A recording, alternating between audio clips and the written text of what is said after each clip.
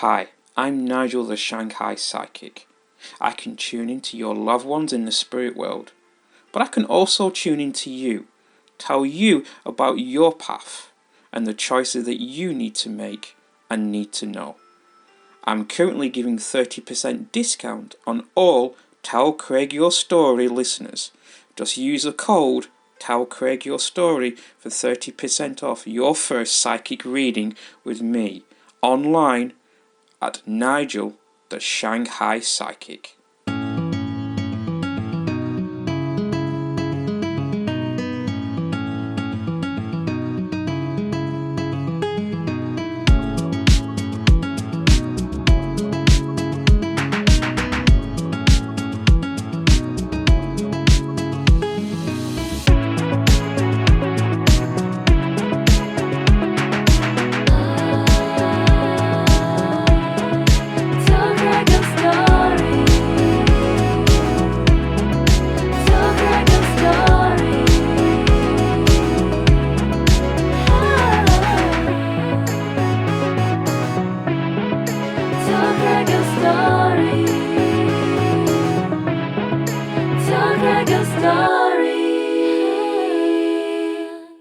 Hello everyone, Craig here. Welcome to another edition of the podcast, Tell Craig Your Story. Today we'll be speaking to Dr. Andrew Field. Now, Dr. Field was born in Massachusetts, USA, currently residing in Kunshan in China. Now, Dr. Field is a professor, an historian, and is the author of his new book, Rocking China, Music Scenes in Beijing, Shanghai, and Beyond. And he's also produced several independent documentary films, Indie Rock in the PRC, and A Century of Jazz in Shanghai. Now, Dr. Field also does Shanghai historical walking tours, which are also available. And we take a deep dive into his new book, Rocking China. But before we go, please go to our website where we're at Podbean. Tell Craig Your Story at podbean.com. We have a link tree which tells you where Tell Craig Your Story podcast is streaming. We're on all the major streaming services. We have a YouTube channel there. Make sure you're subscribing to get all the latest updates. And make sure you're giving us a like as well. We have VK for our Russian listeners and WeChat for our Chinese listeners. At Tell Craig Your Story. All right, here we go. This is my chat with Dr. Andrew Field on Tell Craig Your Story podcast.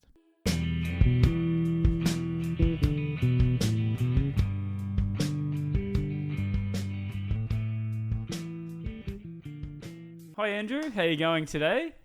I'm just fine, thanks. Great to have you on. Firstly, new book's just come out recently. Congratulations. You've been doing some talks recently, so tell us about how it's all been going with the promotion of the book. Yeah, it's been going pretty well. I had a talk up in Beijing in late May with a small gathering but very appreciative gathering of luminaries in music. That went well, and I've had a few podcasts here as well, here in Shanghai, as well as a couple of book talks in Shanghai and Suzhou. I think it has an appreciative audience. I think that rock music in China is a topic that is of interest. I think actually the biggest audience for my book is the Chinese audience, because indie rock has become very popular, much more popular in recent years. Yes. And there's a lot more knowledge about the indie rock scene amongst young Chinese people. Problem is my book doesn't yet have a Chinese version. Right. I hope to have one soon. Right. Yeah. And like you said, predominantly Chinese people, but are you still getting the expats that are coming as well? Oh yeah, there's always foreigners in the crowd as well of these talks, and it does appeal to, I think, that people who have been living in China, who've come here from abroad, are also interested in this scene, but not always very knowledgeable about it. When I started filming and documenting the scene back in 2007, it was still very much a word of mouth kind of scene. I mean, there was a little bit of attention in the media, but unless you went to these clubs and hung out there, it was kind of hard to see what was going on, because rock music has never quite had the attention in China that it has in the Western world, which I suppose I include Australia in the Western world. Yes. Although, Australia is still Southwest. also very much, it's the global South. It's the Asia Pacific. Yes. It occupies a very interesting place in the world. Yes. But, I think it was never part of sort of mainstream culture in China. It's a little bit more these days, but I think, music just has really exploded in China because of the social media revolution. Yes. There's just young people in China have much, much more exposure and ability to learn about all kinds of music than they did even, 15 years ago. Yeah. I mean, TikTok's just exploded here in China, and Bilibili, having easier access to create music online as well. It's a lot easier now instead of having to go into a recording studio and do it the old school style, right? Yeah, I mean, when I started documenting the scene back in 2007, you had to go to a place, go to a club, and buy the CDs of the bands you liked, right? And now they're available digitally online for anybody who wants to look for them, and also on platforms like QQ, which is kind of the Chinese equivalent of Spotify. Yes. So it's just much easier for young people to gain access to popular music and unpopular music today. So that's cool, really changed the landscape. Yeah. I mean, less popular, let's just say, less mainstream music. And I think that tastes have become a lot more eclectic because of that. And I see that in the young people that I know, like my students. Yes. Every year it just seems they know a little bit more about music than the previous class did. So it's interesting. It's just, I'm always surprised by how much people know about pop and rock music. Although maybe the young people of today don't know so much about the music that I was steeped in as a kid. Right. Growing up in the 1970s, the 1980s. I mean, I feel like, but that when I think about it, a kid who's 20 today, if I'm talking to them about music in the 70s and 80s, that would have been like somebody talking to me about music from the 20s and 30s. That's right. When I was growing up in the 70s. And I don't know if the math, I think that the math works out there. So it would be kind of weird. It would be like, I do wonder, I don't know how long that kind of music will persist in the popular sphere. It's an interesting question. Like, how does music persist? Why does some early music come back to haunt us and others just kind of disappears forever? Yeah. I love all my dad's music. Like, I grew up with all these records and whatnot, but he never grew up on his dad's music. Yeah. It's just funny how times have changed now. Yeah, that's a good question. I wonder.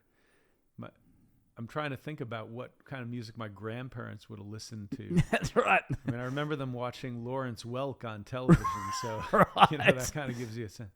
Yeah. Yeah, I mean, every generation has its own music. But I think I found, like, with the Chinese music scene, they would kind of capture bits of musical trends from earlier eras. Like when I was documenting the scene in the 2000s, Chinese bands seemed to be interested in like industrial rock from the 1980s. So, and even today you see a lot of like young Chinese people with Joy Division t-shirts. Now, yes. I don't know if they know Joy Division, the band, if they're familiar with that band, but they bear the t-shirt. Yes. So it's become an important icon. And some of the bands did kind of sound like early, like Joy Division or Bauhaus, that kind of sound, like the band Retros, which was a big band in the Beijing indie scene. So they kind of, pilfer bits of music from earlier eras and bring it into their musical fold. It's an interesting phenomenon. Yeah, absolutely. And the book is available everywhere online? It's available online. I know it's available on Amazon. You can download the Kindle version. You can get a hard copy. I'm sure It's available in the Australian market as well, in the Australian book market. Wow. It's Earnshaw Books. So if you're interested in the book, Rocking China is the name of the book, and just look up Earnshaw Books and you'll find it. If it's not available in your local bookstore, then please ask them to order copies. How did you get involved with Earnshaw? I've known Graham Earnshaw for many, many years. I've known him actually since the 1990s. Right. He was part of the early jazz scene. It's probably how I met him originally. Like, he used to play at the House of Blues and Jazz when it was just forming in the 90s. And I was here doing my dissertation on the jazz age of China, which was, of course, the 1930s, that era. And so I started getting interested in this revival of jazz in Shanghai, and I started going to House of Blues and Jazz, and then quite quickly after that, another club formed called the Cotton Club that had a jazz and blues kind of theme to it.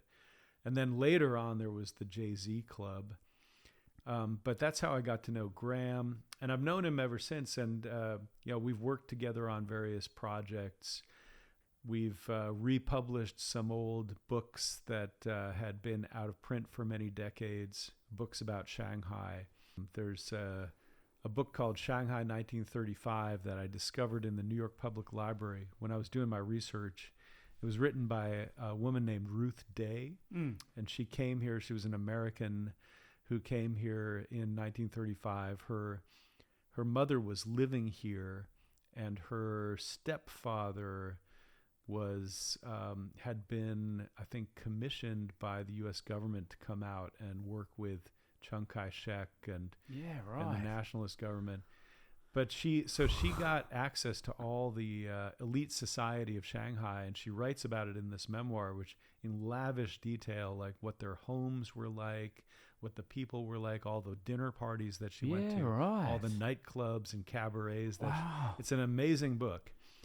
So Graham and I decided to republish it, and I did some research into her personal history in the introduction to the book. And then we also republished a memoir by a jazz musician, another American who was here in the 1920s and 30s named Whitey Smith. He wrote this memoir called I Didn't Make a Million. Right. So, we all have this idea that we're going to come to China and make our millions and then go home rich. Right. Of course, that almost never happens. It happens to, like, in the oddest circumstances. Like, a guy comes here, to work as a bartender, and he ends up running a whole chain of restaurants that become very successful, and he becomes a multimillionaire. Yes. Now, that happens. Yes. But it's pretty rare. Yes. So anyway, Whitey Smith didn't make a lot of money, but he had some great stories being a jazz musician in Shanghai in the 20s and 30s, and again hobnobbed with all the high society of China and of the world at that time in the fancy hotels of Shanghai. And what an era. Yeah, it was an amazing era. I've spent 20 or more years of my life researching and writing about that era. It's very interesting you say that, because I went to Heyday last night, and it says that it's nearly 100 years old. Like, I couldn't believe that. It may not be like a jazz bar, but it's been there for 100 years. I was like, maybe the building has. The building there. I don't think Heyday is fairly new club, right? But it was probably talking about the building that it's in. I mean, and that's the interesting thing I think about Shanghai is that there are so many old buildings that are still preserved from the 1920s and 30s. And so if you run a restaurant or a cafe or a club in this old building, it feels like it has this heritage. Yeah. Connects it to an earlier age in the history of the city, which is true of a lot of, historical cities, of course. But Shanghai is quite unique and special in the history of China because it was the first and only really modern city in the late 19th, early 20th century. So if you go to Beijing, of course, a lot of Beijing neighborhoods go back many centuries. Right. The old Hutong neighborhoods. Yes. But much of Beijing and much of other cities in China has been knocked down to make way for modernity. Right. But in Shanghai, modernity was built a century ago. Right. So it still bears that heritage. And so people come from all over China and the world to Shanghai to experience that modernity, the earlier phase of modernity. And fortunately, Shanghai hasn't knocked down all those old buildings. If it does, it would be a tragedy for the city, I think. I mean, already they've destroyed a lot of old neighborhoods and buildings, but I think they've preserved some of the best of them. Right. So that's a good thing. Was the Pearl another one? The Pearl Theatre? Yeah, the Pearl Theater, which is a kind of a cabaret theater nightclub, is in the Hongkou district of Shanghai. That used to be in the 1930s. That was a Japanese Buddhist temple. Unbelievable. Yeah. And so that goes way back. Wow. And you can still see some of the Japanese emblems like the chrysanthemum on the side of the building. So all these buildings have a kind of a unique heritage and a unique story to tell about the history of the city. Yeah. That's very interesting. So I want to get back to your book, Rocking China. You said that you started doing blogs and doing live interviews around 2007. Yep. So when was the first idea to actually start the book? Yeah, the book came later. It was one of these projects where it started out kind of, I wanted to document the scene.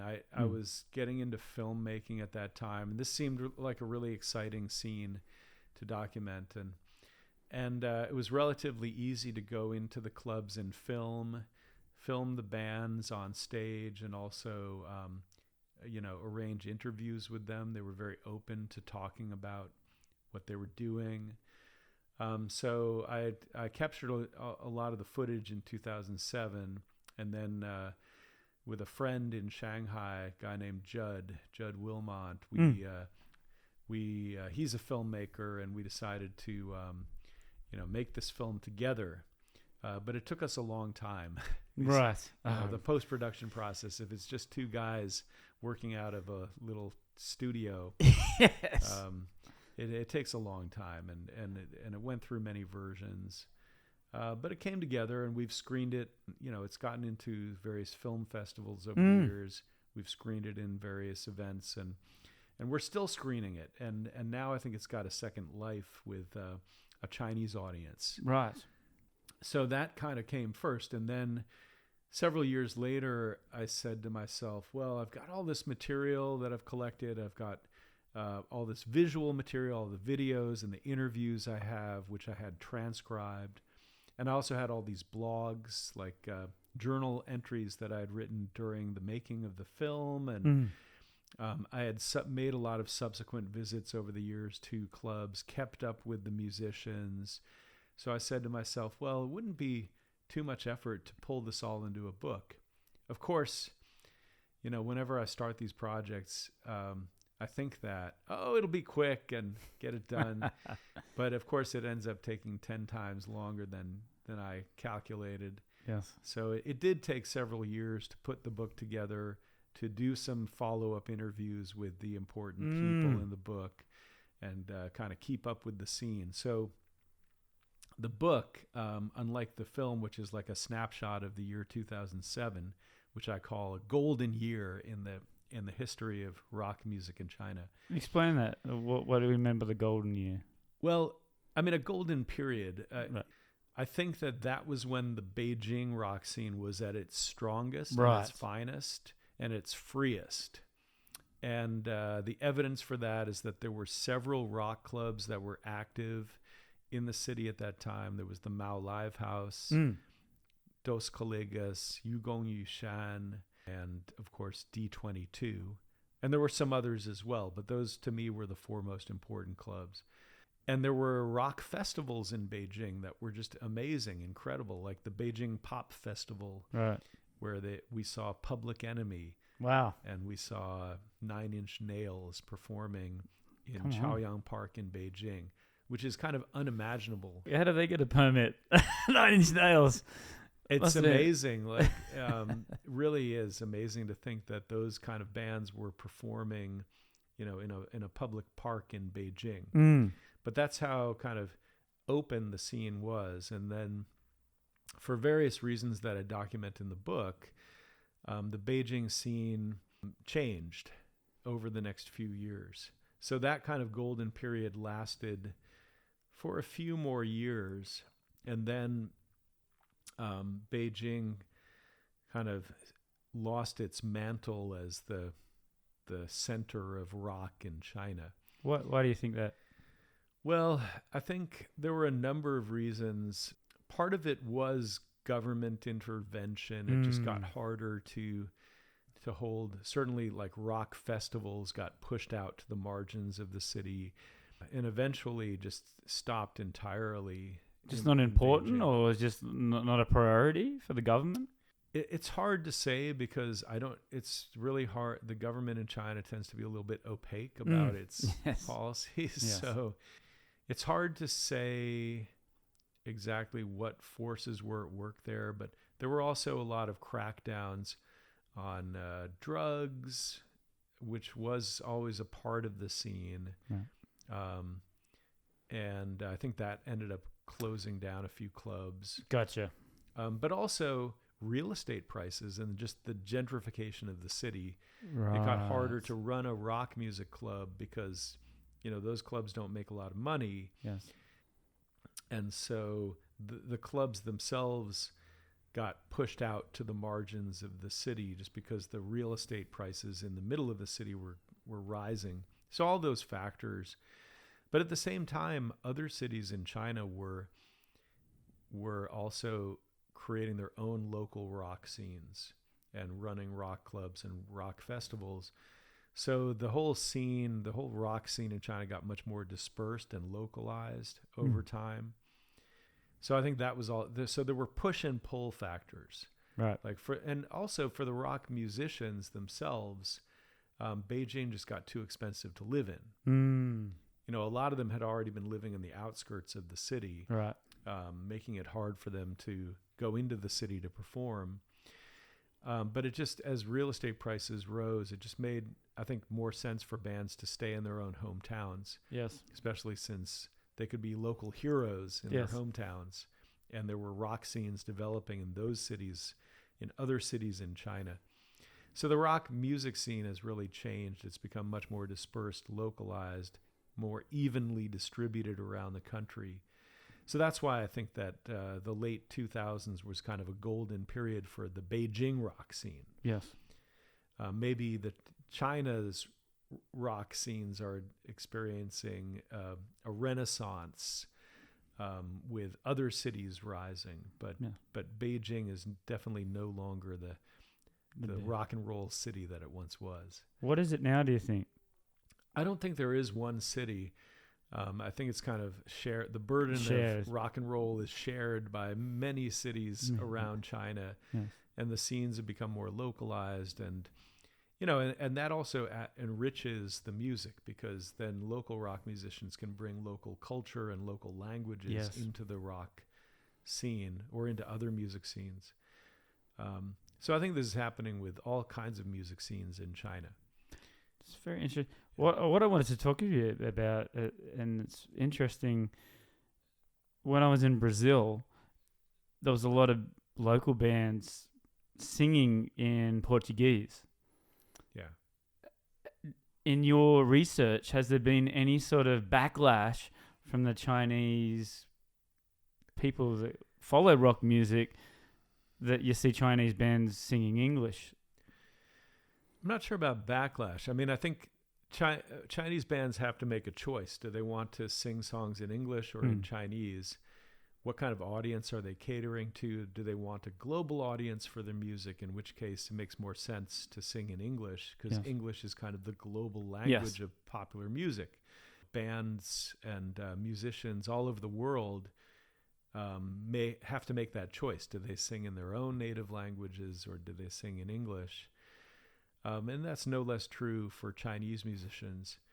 And then the other choice that they have is, do they sing in Mandarin Chinese, which is the Chinese national language, or do they sing songs in their own local dialect? So there are bands that are well known, like a band called Top Floor Circus, Ding Lo de Ma Si Tuan, in Shanghai is known for singing in the Shanghai dialect. Wow. So they're catering to this local Yeah. kind of audience, but at the expense of maybe losing audiences elsewhere in China. Right. And I think that happens with other bands from other regions that have their own local dialects. They have to make that choice. And sometimes they do both. Hmm. And I think a lot of bands have some songs in English, some songs in Chinese, and maybe even some songs in their own local dialect if they have one. So it's not mutually exclusive. They can decide what they want to, what language they want to use to sing their songs. That's very interesting. Now, I went to one of DJ Bo's talks on music. Metallica is one of my favorite bands, and the topic was their new album. Anyway, he was talking about this new book that was going to come out. And he was saying that original rock and roll originated out of China. And he said, like, I'll give you an answer, but you got to read the book to find out. So Yeah. can we get a scoop, or do we have to still read the book? Well, DJ Bo, Brian, he's a very interesting guy who's been very supportive of my of this book and other projects that I've been involved in. And he also came up with the playlist for this for my book, as well as helping define, edit it. The guy is a virtual encyclopedia of music. Yes. I mean, I don't know anybody who knows as much about so many different genres and styles and kinds of music and music from all over the world. And he's very active in the music scene here in Shanghai and elsewhere in China, goes DJs. So yeah, he has this very interesting theory about the origins of rock and roll, which I will let him, share with you. Yes. I think it's a little bit. I think he adopts a fairly kind of narrow perspective. But there, I think what's interesting about his theory is that it shows that rock has global roots. And it's certainly rooted in the, I think you can trace its origins back to World War II, Right. for sure. I think that a lot of scholars of music, particularly in the United States, tend to be a little bit myopic, and they tend to focus on U.S. music. And this happens in rock, it happens in jazz, it happens in other styles of popular music where they trace the history, and it's all American. Yes. But they kind of neglect the rest of the world in telling these stories. So there was a huge jazz scene in Paris. There was also a jazz scene in Shanghai and in Tokyo, and going back to the 20s and 30s, Right. and in other parts of the world, which contributed to the history of jazz. But that's often neglected by jazz historians, who tend to look at the great jazz players all coming from the United States. Right. And I think, you can also see that in the history of rock and roll. You can see it in other styles of popular music. Other countries are neglected. Australia is neglected in these stories, and many other parts of the world that actually played a very significant role in developing and advancing these styles of popular music. So it's kind of this American myopia Yes. that Brian, DJ Bo, is trying to counter with his counter narrative about the origins of rock. But he cites it very, it takes it kind of back to Shanghai and China in the 1930s and 40s. But I'll let him tell the specifics of the story. It actually sounds kind of convincing when he tells it. Right. Yeah. And it was interesting. What I read in your book is that Wham was the first international rock band to come to China. Why did it take so long? Was it because it's just the political? So this was in the 1980s when China was just starting to open up to the world, the reform era under Deng Xiaoping. Yeah, Wham was definitely the first Western rock / pop band to come to China and perform on a public stage. They played in the Beijing Workers' Stadium in 1985. And I think that was all organized by, was it Simon Napier Bell was the manager of the group, or he was Right. he was organizing their tour. It was quite brilliant, I think, for them to come to China at that time, because no other band had conceived of doing that. I think in that time period. And they had a huge reception here. I know that they influenced a lot of the first generation of Chinese rockers, like Yes. Cui Jian, I think was influenced by that concert. Hmm. You know, they'd never seen like rock stars performing on a stage like that. What a huge, like, a first time Yeah. to go to the concert, to get that energy, I mean, back then, because China had been so closed off to the Western world for an entire generation under the Mao years, you know, and during the Cultural Revolution, all of this Western culture had been slammed for being decadent, for being bourgeois. So anybody who came to China, any artist who came to China in the 1980s could have a profound impact on Chinese culture and society just because they were the first to arrive. And if they had a significant interaction with Chinese artists and musicians, they could have very significant impact. So I think we can't underestimate the impact that the Wham concert had on kind of the origins of rock music in China. But that said, I mean, I feel like maybe I overstate the case of foreigners having this big influence, because I think Chinese musicians who were coming from Taiwan and Hong Kong and other places also had a profound influence on Chinese rock and roll in mainland China, because you already had a pretty big rock and roll movement in Hong Kong and Taiwan, you know, since the 1960s, and there were Chinese rock stars from Hong Kong and Taiwan who were coming to China to perform, and certainly their music was circulating in China. So, you know, I think that's also a big part of the story as well. Yeah. So the book starts, you go to this bar. Yugong Yishan. Yeah, Yeah. Yishan, and there's two bands. A cover band, AC/DC, come on, and Spring and Autumn. Yeah. But it's featured, Spring and Autumn are featured a lot in the book. So Yeah. this is where it all starts. This is where they get the juices flowing. Like, That was definitely the spark for my project, because, you know, this was completely out of the blue. I had a colleague in town, an American colleague, another sinologist whose son, I guess he was there in China, in Beijing, on a research stint, and his son was going to an international school, and his son's teacher, a guy named Jamie Welton, was performing that night. So we all had dinner together, and then his son, who was like a teenager, also learning blues guitar right. from Jamie, I think.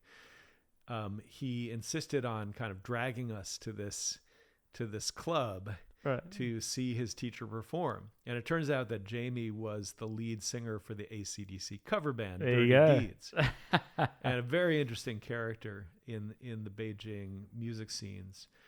So we saw Dirty Deeds, but before they performed, this band called Spring and Autumn, Chunqiu, played, and they were an all-Chinese band, although Kaiser Kuo is American Chinese. But he and I think there was a 5-member band were performing, and they're kind of a metal-based band, but with a lot of Chinese inflection to them. So it was a great band. And I was just so floored by that band and how good they were and how much fun it was to be in this little underground rock club in Beijing. And then when the Dirty Deeds band came on, of course, you know, we know all those songs, Yes. the AC/DC songs. The crowd shifted. It became a lot more foreigners. It was later in the night. People were getting a bit drunk, and they were just dancing their asses off to this AC/DC cover band. Yes. And I thought, wow, this scene has so much energy. It's just so interesting to see this happening in the middle of Beijing. I never knew this existed.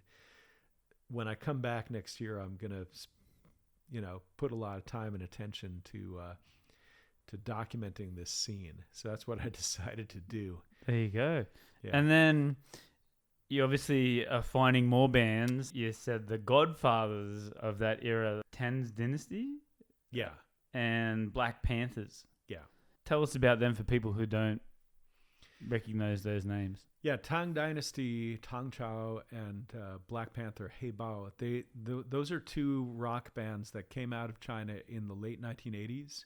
So I think after Cui Jian emerged, Cui Jian and his band kind of emerged in that time period, and then there was a whole whole group of pioneer mainland Chinese rock bands that came out of Beijing in the late 1980s. So Tang Dynasty was one of them. Black Panther was another. There was an all-women's band called Cobra that also came out of that era. And they were all taking on kind of eclectic influences. Like they were influenced by a lot of the 80s hair metal bands. Come on. And from Bon Jovi to, but they also had other influences, the Police. Oh. It was kind of an eclectic set of influences that created these melodic sort of Chinese hair metal bands. Yeah, right. Wow. And they were also incorporating a lot of Chinese elements into their music, especially into the lyrics. Right. To kind of reinforce Chinese culture, and maybe it was kind of an argument that, hey, rock and roll is just as Chinese as anything else. Yeah. I think from the very early days, the Chinese kind of owned rock and roll. They said, this is our music too. It has roots in Chinese culture. You can kind of hear that in traditional Chinese folk music, like especially Northwest folk music. If you listen to a guy like playing on a 3-string, instrument, playing some Northwestern folk music, it sounds kind of rock and roll. Yes. So I think there was definitely some depth to that argument that rock and roll has Chinese roots as well. Yes. It's kind of a universal music in that sense. So all these bands were emerging in the late 80s. Then after, the protest movement in 1989 kind of put a damper on rock and roll, because rock and roll had been part of that protest movement and was kind of suppressed, certainly in the media, but they continued to perform. And I think, what made these bands popular in China and Asia was that they were also very nationalistic. Like Tang Dynasty had a lot of songs that sort of elevated the Chinese nation. The name itself, Tang Dynasty, suggests a golden age when China was at the center of the known universe. Right. So I think there was a lot of, widespread acceptance of these bands and their message. But then what happened was, I think there was a rebellion against these hair metal bands in the 90s. There was the punk rebellion. Oh, yes. The grunge punk. Yeah, kind of grungy. There was Nirvana became a huge influence to this underground punk scene in Beijing. And this idea that you don't have to be a virtuoso. Yeah, you don't have to play 15 guitar solos. Yeah. It was kind of similar to the punk revolution in America and in the UK, probably in Australia as well, in the 1970s, that this glamorous rock scene with long-haired rockers had gotten too bloated, too self-important. And, yes. You had the Sex Pistols and the Clash come out with their hair cropped short and really tight, really aggressive, very simple music. And that kind of happened in Beijing in the 90s as well. So then the metal scene kind of separated from the punk scene, and they became two tribes, two camps. Yes. And I remember having a conversation with Kaiser Kuo about this. Kaiser Kuo, who was one of the founders of Tang Dynasty in the 80s, and then went on to co-found this band Spring and Autumn. Right. He and I had this conversation about these scenes, and he was talking about how he went out to Yunnan for a festival, and you had the metal bands in one bus and the punk bands in another bus. And they got to the festival, which was in the mountains, and they kind of surveyed each other, each tribe looking over at the other tribe. And the metal bands all had long hair, and they all had black leather, but unadorned. And the punk bands all had like short cropped hair Yes. with black leather, but with pins and buttons and all sorts of adornments on them. The rebel against the metal. Yeah, but they kind of looked at each other over, at each other kind of grudgingly, like nodded and kind of accepted each other's existence. Maybe because they have to. Yeah. But it's I don't know if it happens now. Maybe they're more accepting, but yeah, even in Australia, if a metal band come on at a festival, get out of the road. The metal guys are coming through, and a pop band, grunge band, each different crowd are just okay. Your turn. Yeah, I mean, I think the metal bands kind of inherit this sort of guitar hero mentality, right? That all these intricate solos and really fast guitar work are such a fundamental part of metal music. Whereas with the punk scene, it was kind of it's fast guitar work, but it's fast chord attitude, playing. yeah. It's not attitude and aggression, yeah. And kind of making noise with the instrument rather than something that's melodic with a lot of scales and a lot of, so Metallica, which you said is one of your favorite bands, I mean, definitely exemplifies that sort of. It's aggressive, loud, but it's very melodic. Yes. Very scale focused, very, very disciplined kind of music. So that rift kind of developed in the 90s in China, and it has existed ever since. It's still very much part of the Chinese rock scene. Oh, today. yes. And some of the bands that you also mentioned in the book as well, Hedgehog, PK14, Carsick Cars. Tell us about some of these bands. Yeah, those were all bands that were really starting to emerge when I started filming in the late 2000s. They were all very young. I think the average age of those bands was like 21. Right. No, that's not true. There were some older veterans of the scene who were kind of mixed in with the younger guys. Yeah. So Carsick Cars was fronted by a guy named Zhang Shou Wang, who was very young at that time. He must have been 20 or 21. And they had, one of their big influences was the band Sonic Youth. So they had this very very rhythmic, aggressive, very fast guitar style. And he was also experimenting with, just experimental music. I remember seeing at least one time he was performing experimental music by using various objects and applying them to the strings of his electric guitar to make different sounds or noises. But in the concerts, he would apply a drumstick to the guitar strings and make them kind of scream in this eerie, almost like Halloween way, like a ghost was screaming in the night. How original. It was very eerie. It was very dark, but they also had some tight and kind of, very catchy songs, like Zhongnan Hai was their favorite song, was the crowd favorite. Zhongnan Hai is the name of a cigarette brand, but also happens to be the headquarters of the Communist Party in Beijing. So kind of a double meaning, double entendre. But that song is very catchy, very simple. So that band was emerging with its kind of aggressive, noisy guitar style, which became kind of emblematic of the Beijing scene. And then Hedgehog was kind of similar. They had some like tight pop sounding music, but also very aggressive, a lot of noise on the guitar, a lot of experimentation. Hedgehog, actually both Carsick Cars and Hedgehog had female drummers. Yeah, right. Who were both, amongst the top drummers in the Beijing indie rock scene. So with Hedgehog, it was this very tiny girl named Adam, but she was an amazing drummer, but she also sang backup vocals with the lead vocalist. So they would do a little call and response or do harmonies while she was on drums, which made the band even more interesting. Right. So those were two great bands. PK14 was more of a veteran of the scene. The lead singer Yang Hai-sung comes from Nanjing, and he's very intellectual. He's a poet. He's an artist.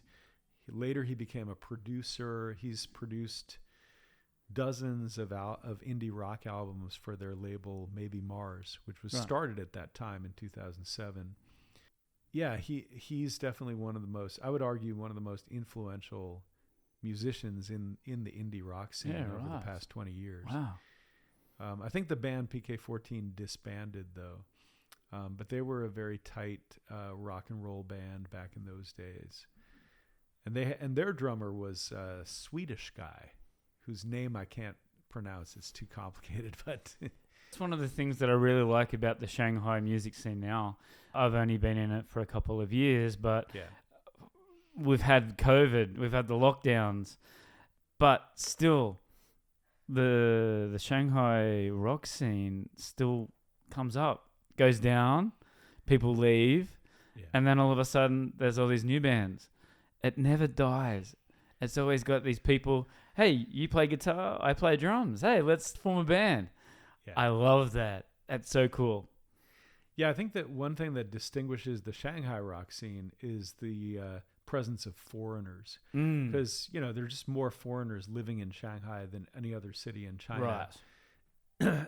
Even though there were a lot of foreigners in Beijing, I didn't see a huge presence of foreigners in the Chinese indie rock scene. It was almost all Chinese bands and musicians.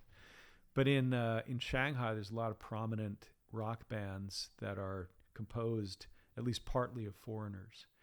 And there seems to be a lot of cooperation between foreigners and Chinese musicians to start up bands. And, some of the most famous, well-known bands in the Shanghai scene are at least partly composed of foreigners. So it is a different, it does give it a different feel, I think, than the Beijing rock scene in its heyday. But yeah, the Shanghai rock scene has persisted, and I have a whole chapter devoted to that. Come on, in my book, which kind of traces the clubs and some of the bands that have been prominent in the scene. But I feel like I only scratched the surface of that scene in my book, so don't go looking to my book for getting a full picture of the Shanghai rock scene. That book has yet to be written. Right. We have both connections to the Cotton Club. It's come up a few times in my podcast. What can you tell us about the Cotton Club? Yeah, the Cotton Club has started in the late 1990s with a blues and jazz emphasis. It was started. The first musician who became a fixture of that club was Matt Harding, an American from Utah, who's a guitarist and a singer and a songwriter. And he kind of became the musical director of the club when it started up in the late 90s. It actually had an earlier phase where there were a lot of rock bands playing, a lot of local Chinese and foreigners playing eclectic music. But I think when Matt took over in the late 90s, it became more of a blues and jazz club. Right. And then he brought his friend Greg Smith, who was also from Utah, two strapping Mormon boys. So Greg came. He's a superb guitarist. Still in the scene. Still on the scene today. So Matt left. Matt left China, but Greg stayed, and he took over the musical directorship, and he directed the Cotton Club stage for the next 19 years. So it closed down in 2017, but during its almost 20-year run under Greg's leadership, they both hosted but also nurtured some of the best jazz and blues musicians in the city. Yes. A lot of Chinese musicians from the nearby Shanghai Conservatory came to the Cotton Club. They kind of learned their chops playing every night at the Cotton Club, whether they were singers like Coco Zhao was one of them, who's now quite famous, certainly from the Shanghai scene as a singer. Their horn players were also from the Chinese Conservatory. There was a violin player named Peng Fei who also became a fixture of that scene, and others as well. And so it was, they had their house band, which consisted of Greg Smith on guitar, a guy named Francesco on drums, Jorland, Filipino bass player. Those were like the three pillars of the Cotton Club. and then they would invite other musicians to perform as regulars or to perform maybe once a week. There were other singers, many singers who came and went over the years, and saxophone players and just trumpet players and just all kinds of people who played regularly at the Cotton Club over that time period. Well, I've had Frank Bray on. He talked about it. Yeah. Dave Stone talked about it. Yeah, there's been quite a few people that absolutely love and talk very highly of the Cotton Club. And this is the issue with the Shanghai night scenes. Often, like a neighborhood will grow and end up thriving as a nightlife scene with live music, with bars and clubs, and then the government decides that for some reason or other that they want to shut it down. So just quickly on you personally, how did it affect you? Because I loved reading your blogs on your website. Yeah. Very informative. So just a little bit of background on your experience with the COVID situation here in China. Well, I experienced it as everybody else did, the ebb and flow of the lockdowns. And I write in great detail in my blog about some of my experiences. During the Shanghai lockdown last year, I was actually stuck in Kunshan. I was renting a house on a lakeside, on the biggest lake in Kunshan, Dianshan Lake. And so while everybody in Shanghai was suffering, not able to leave their apartment, not able to walk their dog outside, I was enjoying long walks with my dog in the countryside, or along the lakeside, or even when we were restricted to our own community during the height of the lockdown. Like I was never restricted to my house. They just couldn't, there was no reason for that kind of policy there. I had a luxury lifestyle compared to the people who were suffering in Shanghai. And people really did suffer. I mean, obviously I was connected to all of my friends and my family. My wife and daughters were stuck in our apartment in Shanghai. And there was a lot of suffering and there was a lot of uncertainty. Because of the way the lockdown unfolded, it was just never certain when it would lift. Food became scarce. It was really a nightmare for so many people. And just imagine your dog not being able to go outside for 2 months. It was just terrible times. And speaking of that, and something that I was very impressed with, some of your artwork, and you did that over COVID. Amazing. I rediscovered art. Yeah. It was just a way of coping with the loneliness and the isolation, I guess. So I started doing watercolor painting and started getting kind of, learning more about the art of watercolor painting. So I'm still very much at the beginner stage, but I'm hoping to continue my practice. I think you should. You're a very talented man. It's very, very good. And let's go back now. Born in the US. Whereabouts were you born and raised? I grew up in Massachusetts, which is known as a educational state. You have Boston with Harvard and MIT and all these great colleges and universities. Massachusetts and Boston have a long history of being cultural centers and centers of historical importance. I grew up in a town called Acton, which is right next to Concord, which is definitely the most well-known town in Massachusetts, probably one of the most well-known towns in America, right? Because of its, it had such a rich cultural history, and you had Henry David Thoreau living next to Ralph Waldo Emerson, and down the street was Louisa May Alcott, and so to this day, it's a town that's incredibly resonant of history. It was where the first great, the spark of the Revolutionary War at the Old North Bridge in Concord, the Minutemen versus the Redcoats. I used to go on these marches of the Minutemen from Acton to Concord, to commemorate this battle, which was this battle between the British Redcoats and these basically proto-American farmers. So I think I was steeped in history from an early age, and I just became fascinated by history growing up, taking courses in American history in high school, and then world history. I wrote a paper on Genghis Khan when I was in high Right. school. Yes. So I think I had this, fascination with world history as well, which eventually led me to China. Let's go back even further. Where did music come into all that? I've always been, music has always been a constant thread in my life. When Were I your was, parents musicians? yeah, actually they were. I mean, amateur musicians. My mother plays piano quite well, and she was trained in classical piano and can sight read. And so she gave us piano lessons, or she, had us take piano lessons, me and my sister, when I was a kid. And at first it didn't really stick, but then as a teenager, I started to really get interested in learning piano, and I was taking lessons at the Acton Music Center with musicians from like Berklee College in Boston. Great teachers. Was learning classical piano and a little bit of jazz piano. But I also took guitar lessons there as well. But it wasn't until graduate school that I really started learning guitar.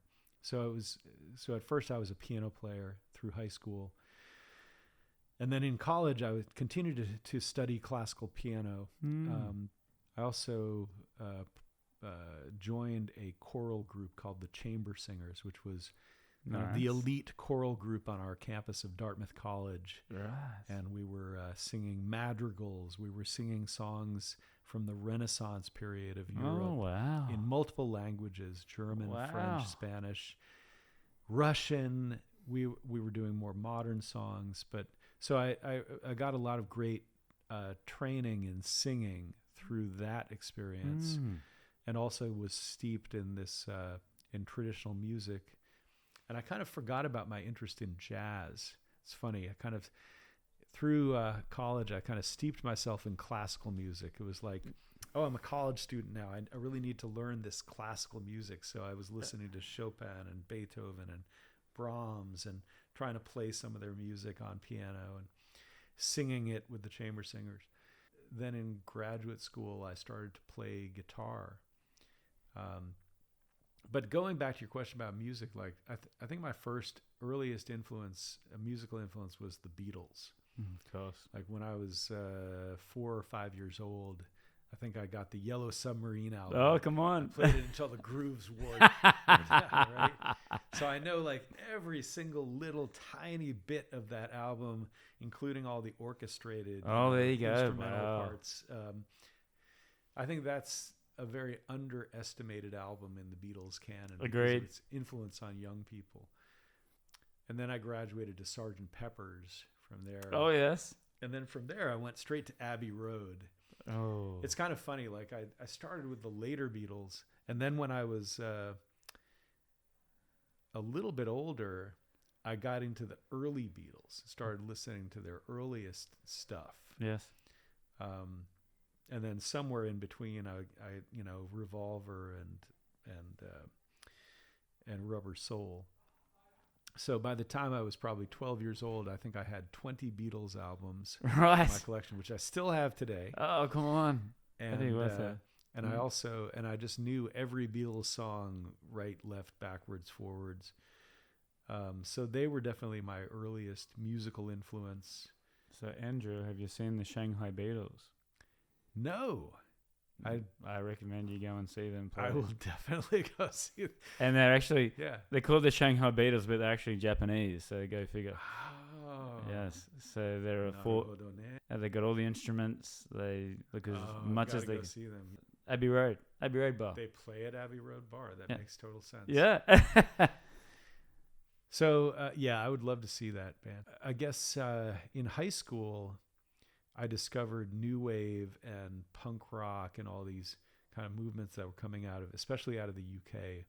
I was big into the new wave bands, but also American bands like REM, early REM. Right. Were you forming bands at that stage, or still just playing in your college? In high school, I was never in a band. Although I did play a little bit with some other musicians, but I was trying to get good on the keyboard, and eventually bought myself an early Roland Juno synthesizer. Yeah.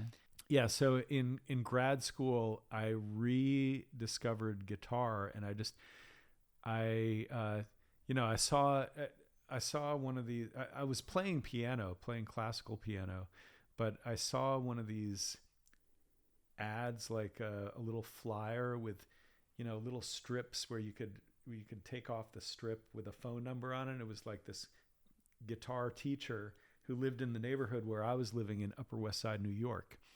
And so I called him, and he's like, "Yeah, come on over." The guy's name was Martin. He just turned out to be one of the best music teachers I've ever had, because he just said, "Okay, here's the basics that you got to learn." But he was also giving me bits of wisdom about how to learn guitar, but also about music. And so I took a whole set of lessons with him, and he encouraged me to buy a Yamaha steel string guitar. And Oh, nice. yeah, it was a great guitar. I had it for like 20 years. Yeah, so I just started picking up the rudiments of guitar, the chords, a little bit of blues scale, and then just gradually kind of continued to learn by myself.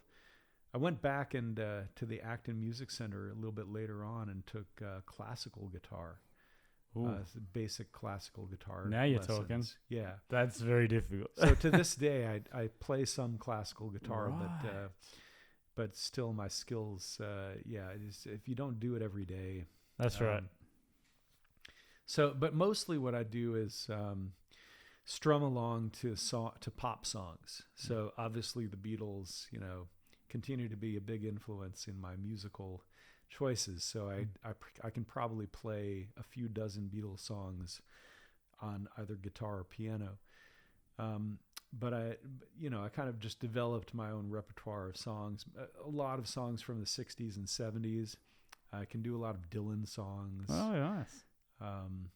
And then other bands that I took a liking to, like REM and some of the classic bands. Not much stuff beyond the 1990s. All right. That's all right. It's a good era. Yeah. And then tell us, when did you start thinking about China? What, because of your background in history, like your knowledge for history, obviously China's got a great history, but when did you start to think about, hey, let's move there? It's interesting. A lot of my tastes and interests, both in reading and in music, come from my parents. Just the fact that my parents had books lying around, like in our library at home, or they had record albums that I got curious about and put on, and all of a sudden, like, ooh, what's this band? The Moody Blues. Right. That's pretty cool. And eventually a lot of this stuff became kind of part of my canon. I was studying Chinese language at Dartmouth, and I just fell in love with the language. That was the first thing that happened. Had a great teacher, Professor Susan Blader, and I just became so obsessed with learning the characters and learning just the basic language, the tones and everything. And then from there, you graduate to learning poetry. You start learning about Chinese culture. And I think I had tofu for the first time in All my right. life. Yes. You Not know, the stinky tofu. not stinky tofu. Okay. But I remember going to a Chinese restaurant with my classmates as a cultural event. Yes. And I hadn't really, I hadn't grown up in a very multicultural environment in Acton, Massachusetts. Right. Although my parents did their best. Yeah. But it was probably like the first genuine Chinese restaurant that I'd been to. Back then, there weren't a lot of Chinese people in our community. Later on, Acton had a very large and influential Chinese community. But in when I was growing up, it was very small. So there wasn't a lot of Chinese influence in the place where I grew up. So that's why I found myself eating tofu for the first time, and just like, whoa, this is pretty cool. And oh, these vegetables, they're fresh, crispy, tasty. Wow, I haven't had food like this before. So I kind of fell in love with the food, and then I went to Taiwan that summer, and it was just like, it was my first time living and studying abroad. and that was a life-changing experience. Taipei was, it was becoming a more modern city at the time, Yes. but it was still steeped in traditional Chinese culture. Right. Every neighborhood you went to, there were shrines and there was incense wafting. Yes. And there were local traditions. So that was really life-changing. But then what was really, truly life-changing was I decided to stay, not go back to college that year. I basically took the whole year off, almost the whole year. I decided to stayed in Taiwan to continue to learn, to practice Chinese. And then I went traveling in mainland China for 3 months. Wow. I was traveling all over China, went to Shanghai, Beijing, went to Western China, out to Chongqing. I took a boat on the Yangtze River. Oh, wow. I traveled by train, plane, bus, boat, whatever would take me places. And that to me was the most important experience that I had in my college years. And it really, China was a very different place back then, but I feel very fortunate that I had the chance to see it. Yes. In the 1980s before it underwent such radical transformations. That would have been amazing. So that kind of led me to China. I mean, at first, I don't think I conceived like living in China long term back then. But then when I came back in the 1990s as a graduate student to do research, it became more conceivable to actually live in China. Yes. Because there was a lot more, you could say cities like Beijing and Shanghai were getting more westernized in some ways. It was easier as a Westerner to live there. But at the same time, it's just such a fascinating place to be. But what really changed my life and anchored me to China was meeting my wife, who's Shanghainese, and then we got married.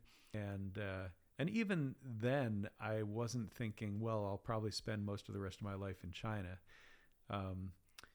We ended up spending a year in the U.S. soon after that, and then we moved to Australia. Oh, really? We were in Sydney. Oh. For my first long-term teaching gig at University of New South Wales. Oh. So we ended up spending 5 years in Sydney. Oh, that's amazing. And I look back, I still think like... Sorry, Andrew, we've spent over an hour talking. You tell me now that you've lived in Australia for 5 years. Yeah. I do think that we'll look back on those years as some of the best years of our lives. Sydney, such a wonderful city with the harbor, the 100 beaches. Yes. Wine.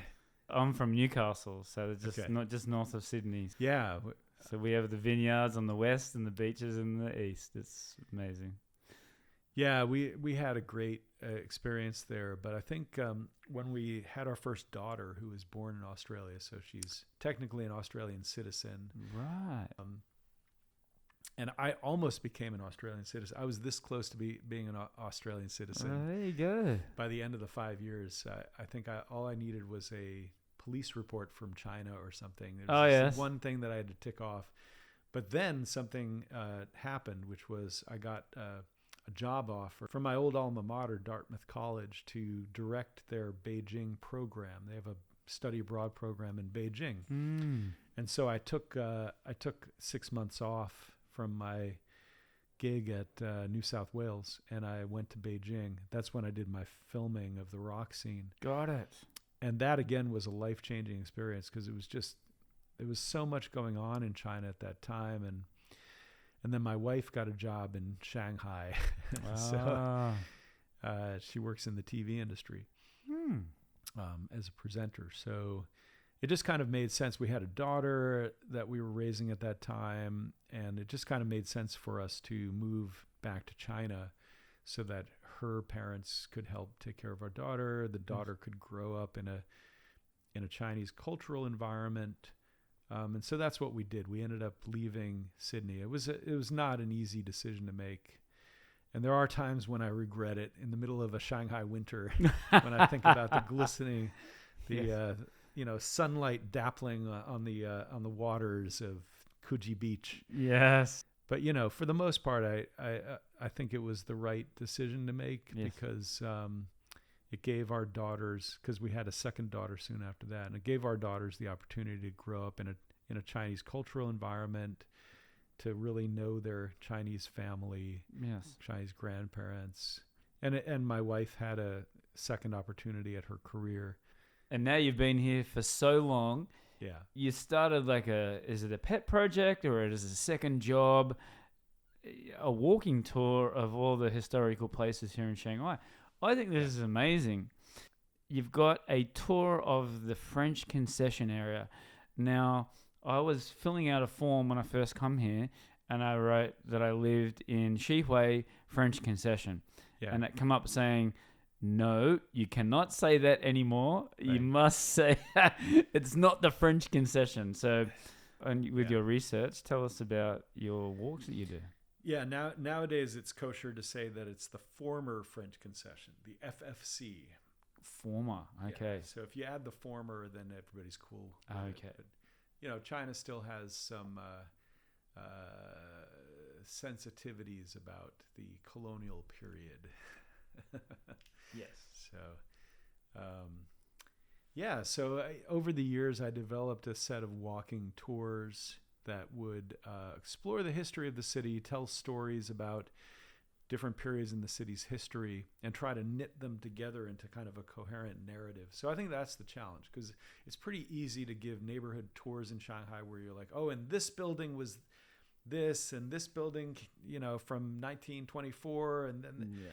And a lot of people were doing that, but what I was trying to do was to find clever ways of pulling together the individual stories of neighborhoods into a larger narrative, which I don't think that most tour guides can do. So you have to know a lot about the history of the city, of the country, what China was going through, as well as all the famous people who lived in various neighborhoods. And then you can so the French concession tour is definitely my pièce de résistance amongst all of my tours of Shanghai, because I go into the heart of the former French concession, and I tell stories of the great writers and artists and revolutionaries who lived there, and I pull them all together into a grand narrative of China in the 20s and 30s. It's amazing. How do we get to go on these tours? Oh, just contact me. Yeah? Yeah. Okay. Social media, like WeChat? Yeah, I don't really have an official way to, if you contact me through email or social media or whatever, we can arrange something. Awesome. That's really cool. Yeah. And you've got the 3, right? The French concession. 2 other walks that I developed. One was a walk on the Shanghai Bund. Bund, right. Yeah, okay. So looking at the landmark hotels and buildings of the Bund. And then another one is the center of the former international settlement around what's now the People's Park and People's Square, but what used to be the recreation ground. Right. So where a lot of international and Chinese hotels and clubs and theaters were located. So I call it the theater district of Shanghai. What's the best piece of advice you've ever been given? Well, I'll just be specific to, because as a historian, as a scholar, and a professor, our goal is to publish books. And when I was in UNSW in Sydney, I was struggling to get my first book published. It was my dissertation. And as anybody in academia knows, one of the hardest things to do is to publish your dissertation, because you have to kind of transform it to make it into a book. Tried with a couple of university presses, and I got a couple of reviews back that suggested major revisions were needed, and I was trying to work on those, and then I got kind of bogged down, because I think once you get the basic structure of your book down, it's really hard to change that structure. So then one of my colleagues at UNSW in the School of History said, don't listen to those reviewers. Just send it to another publisher. Mm. It's the best advice I've ever been given. Yeah, right. Because I did that, and lo and behold, I got a favorable review that said just a few minor, revisions necessary, and you Yes. can publish this book. So I think that you should never take reviewers at face value. Always get a second opinion. Right. That is good advice. And all right, so my first question, and it's super broad, but as of today, don't think too hard about it. Your 2 or 3 top favorite bands from China, like new bands. Or let's say of all time then.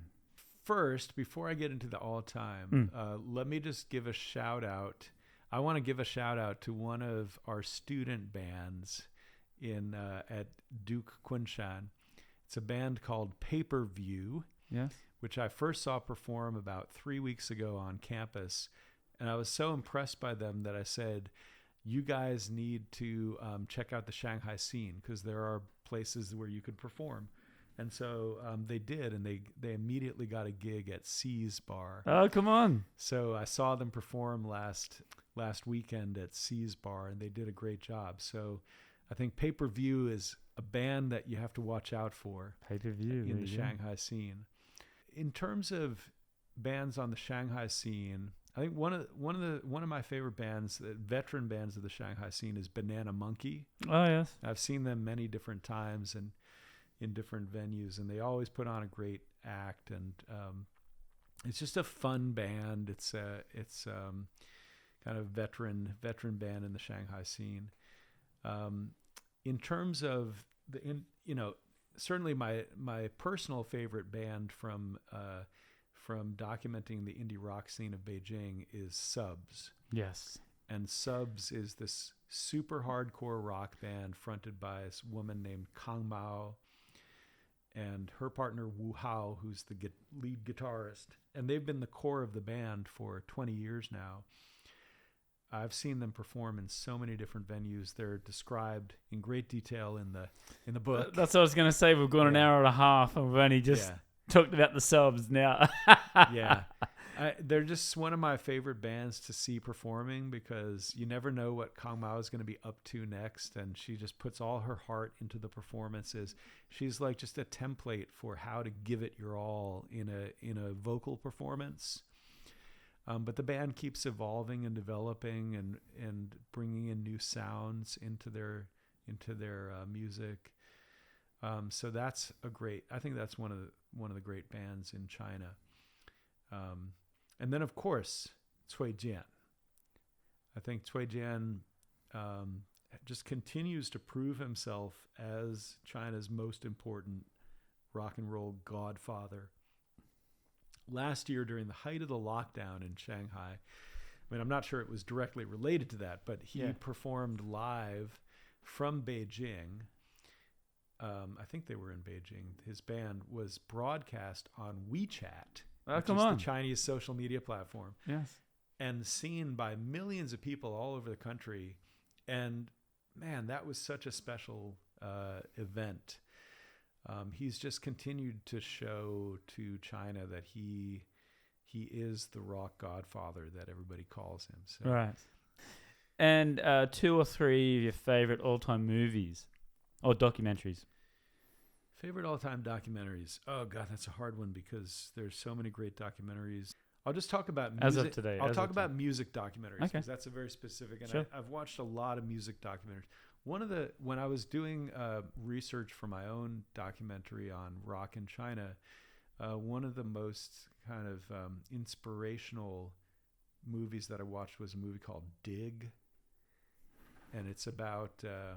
I got that written down there for you really? to ask you about. Yeah. Yeah, it's a documentary which was a real labor of love by the filmmaker Ondi Timoner. And it's about kind of a rivalry that developed between these two indie rock bands, the Dandy Warhols and the Brian Jonestown Massacre. And throughout the movie, you can see how they influenced each other. But also, it's kind of also about the burdens of genius and and sort of the fine line between genius and madness. Right. So you'd have to watch the movie to understand that. But I think that's one of the great rock documentaries. There's a movie series that I watched very recently that I want to give a shout out to, and that's about Wayne Shorter. It's called Zero Gravity, and it just came out this year. Wayne Shorter just passed away. Anybody who knows jazz knows he's a legend in jazz history. But this is a movie that it's a 3-part documentary series about his life, about his philosophy, about his career as a jazz musician, playing with some of the greatest jazz artists. And last question: who's your greatest inspiration / hero, and why? I mean, obviously my parents. I can't, So let's just acknowledge that my parents have been obviously the most important people in my life, inspiring me, influencing me. But if it's not parents, or I'll name another relative, because I think it's kind of cliche to talk about your parents, and that's just goes without saying when you have good parents. But my other greatest influence, I'd say, growing up, was my uncle, Richard Ellingbo, who was a kind of a polymath. He was a linguist. Like I said, he studied Japanese, but he was also a musician who played multiple instruments. He was an avid sportsman. He was a serious cyclist who would do centuries and double centuries. He was also a great inspiration. All right. Thank you very much for your time. Now I want to really dive into the history of music here. You're giving me some inspiration now to do it. Thanks, Craig. 大家好, I'm Bala from Bala Simple Chinese School. If you are a beginner, intermediate, advanced, looking for HSK study, business Chinese, or simply want to improve your everyday communication, I'm the teacher for you. Come and join me for a free travel class at Bala Simple Chinese School.